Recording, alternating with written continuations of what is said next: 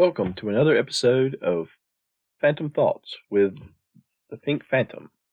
That's me, if there was any doubt. Today, one of the things I want to talk about is something I've heard on a couple of podcasts now. Cerebrivore, which is a sort of an omnibus podcast where several podcasters who have their own shows get together on a bi-weekly basis to discuss topics in the RPG community, a lot of it OSR related, and they also have bonus shows in between where they answer viewer calls.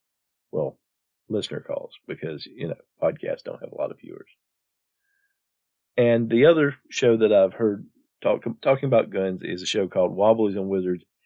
He puts out a daily podcast, Logar the Barbarian, a daily podcast. A lot of it is previews and reviews of products, interviews with the folks that are creating those products.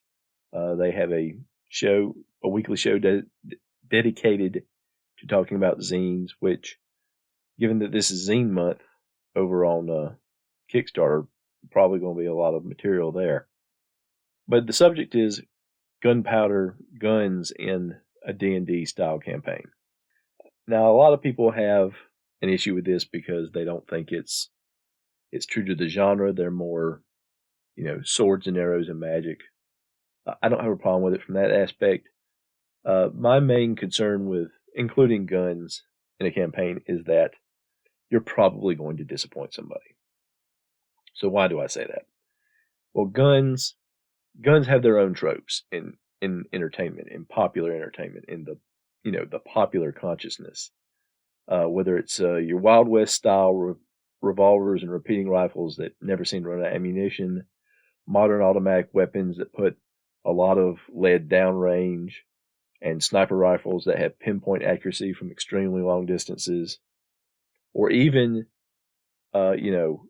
muskets, U.S. Civil War, U.S. Revolution, Napoleonic era style muskets.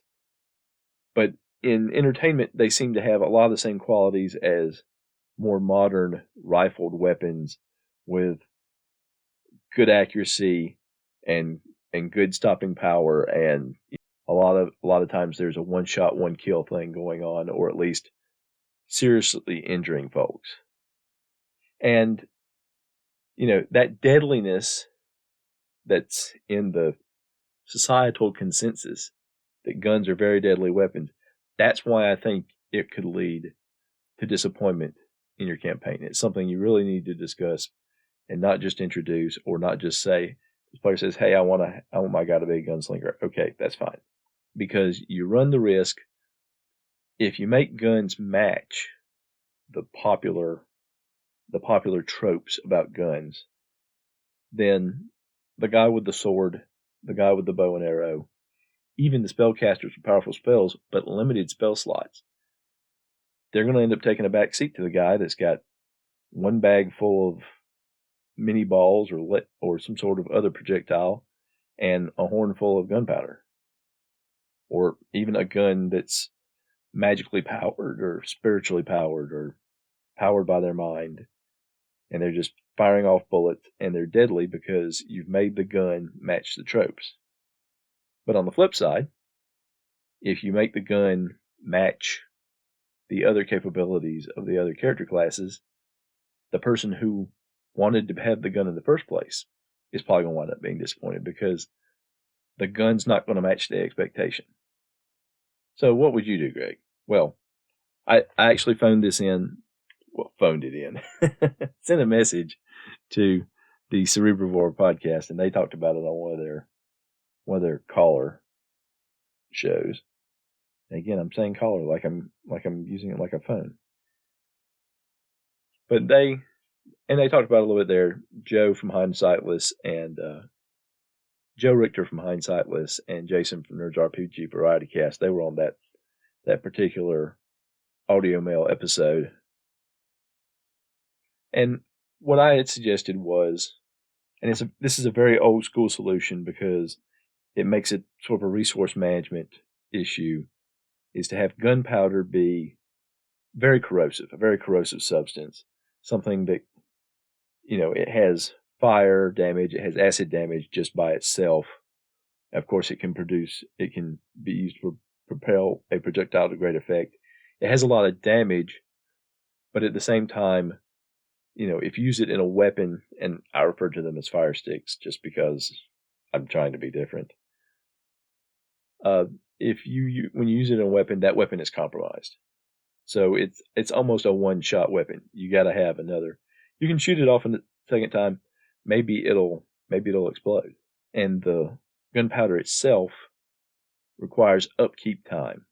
Just like the fighter should be honing his weapon and taking care of his armor, and the magic users should be studying their spell books. This requires upkeep, so you can't be doing something else. You're not going to be a magic user memorizing a bunch of spells and having this gunpowder, because that gunpowder you've got to manage it. You've got to have some alchemical knowledge and use that to keep it stable. And if you get hit by something that has a fire attack or an acid attack in older school type games, all your items have to do a check. And if the gunpowder goes off, that's going to be a big boom, and that's going to hurt. So that's my solution. Yes, it matches what guns can do, but it's more limited, and that may end up disappointing the character that wants the gun. But if it's say a rogue type character that has other skills they can use in combat, and something that doesn't necessarily require a lot of upkeep on the trail, then it might work out. But that's my 2 cents on gunpowder. Today I thought I'd do a little review of a product I just bought. No, it's not an unboxing, although there is a box involved. It's a tuck box because it's a deck of cards. This particular deck of cards is called the Map and Dice Playing Cards. It's from Inked Adventures on Etsy. It's your standard 54 card deck, all 4 suits plus 2 jokers. But what makes this deck pretty interesting is that in addition to the cards themselves with the values in the suits, it also has on it random D20 generation, random D6 generation, random D percentile generation, and little segments, little maps of a dungeon with a title on it, something to stir your creativity if you're struggling to add that special room or an extra room, or just generate a dungeon in general. There's places like the Grim Gate, the Tomb of the Last King, No Corner Gallery of Unusual Orientation. That shows 2 cross corridors going diagonally, one under the other. The Rat Stink Sewer. Yes, that would not be a good place to visit. Tears Torrent. And the Joker cards one generates advantage and one generates disadvantage.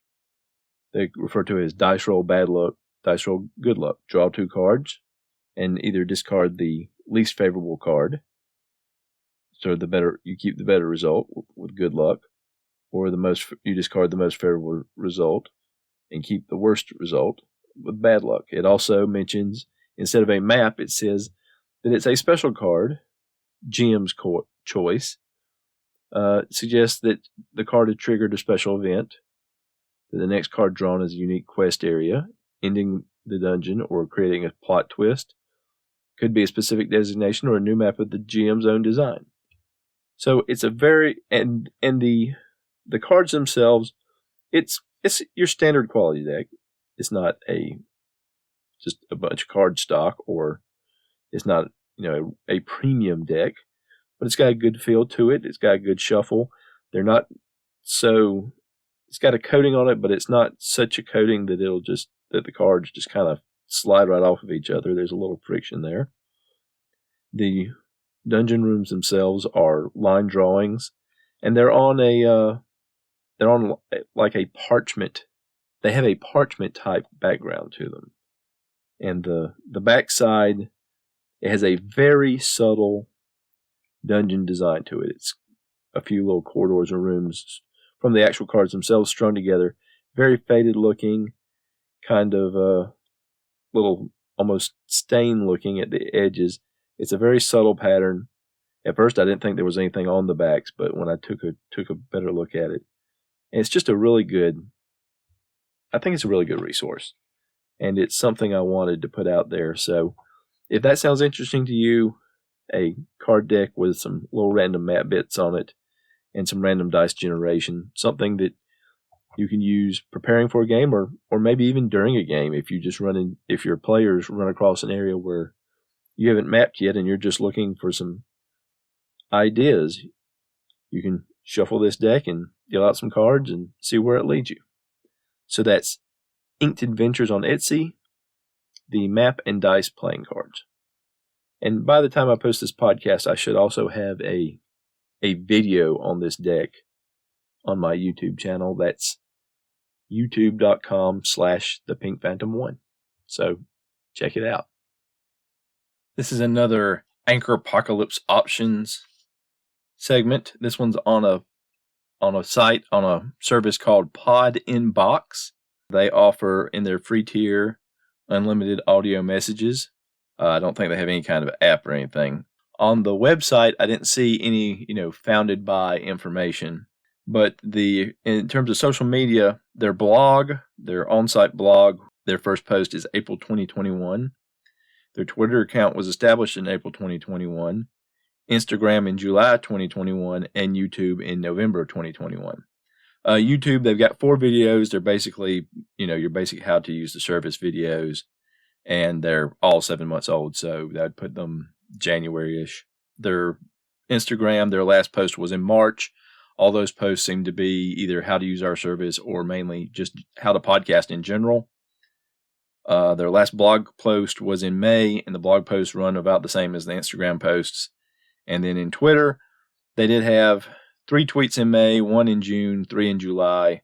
The 3 in July were all retweets of the personal Twitter account of their founder, where he's established his own podcast. And again, this all seems to be mainly how to podcast basic type information. I really wish these services would have like some welcome messages on their social media. Say, we welcome this podcast to the whatever family, in this case, the Podinbox family. So you can kind of see who's using it and get a sense of how well it's used and maybe how well established it is. And maybe go to those places on social media and see what they think of the service. But as it is, it seems to be a relatively recent company, and I'm not sure what we could expect from them. So, it's one of those, maybe we'll try it sometime if we have to. For now, I'm just not updating my app on my phone, and hopefully that'll keep functioning the way it is, because it still has the favorites tab where I can actually do the voice messages straight through my phone. But I haven't seen anything yet where, they have an on-phone app so you could, podcast directly from your phone. Or if you can, they don't have voice messages, or it doesn't look like they have voice messages, and just be able to construct a voice message and then add in your own comments the way I know a lot of folks in the RPG OSR Anchorverse do. So still looking, still wondering. I know Jason from Nerds RPG Variety Cast on his last podcast talked a little bit about it, and he and Joe were kind of having a message discussion. So Joe had sent in a message talking about the whys and the hows and all that of why this is happening. It does seem like audio gets a short shrift on social media. I mean, you can post a direct link to a YouTube video in Facebook or Instagram and watch it in that app. But audio, all you can really do is post a link for somebody to go listen to it somewhere else. I think that the social media folks, even the ones that are dedicated to podcasts and music, they have a different idea of what to give podcasters, mainly analytics, and what to give the audience, mainly just listen to it on our dedicated audio app. And it seems to be dedicated more towards the more professionally driven podcasts. We want to try to make this our job versus hobbyists, which is what all we are. I mean, I have no delusions that I'm going to go from what I am now to 2 years from now being able to say, wow, that anchor money, I can just go ahead and retire and do podcasts more often. But I'm still going to keep looking for options for things we can do that'll make it easy to podcast on the go, or commando style, as I know a lot of folks like to refer to it, because it's a fun thing. It's good to hear the voices, and it's good to just hear some of the off-the-cuff stuff that people come up with. And when I said Joe, I meant Joe Richter of the Hindsightless podcast. One final thing, I did have a couple of calls come in that aren't included in this episode. One was from Jason Connerly of the Nerds RPG Variety Cast, thanking me for, checking over the first story option to Anchor for podcasting. And the second was from Colin Green of the Spike Pit podcast, who just was welcoming me to the podcasting community and encouraging me to continue. Thanks so much for calling in, guys, and thank you, Colin, for your kind words. And I appreciate both you guys listening, and I appreciate everyone listening. So if you would like to call in, I've included calls on a previous episode. I will do so again when the content warrants, and I will acknowledge everything that comes to me, even if it's just a short little thank you. So please call in, and hope everyone has a pleasant day. The music in this episode was Strength of the Titans and Late Night Radio by Kevin MacLeod of Incompetech.com. Licensed under Creative Commons by Attribution 4.0 license. CreativeCommons.org/licenses/by/4.0.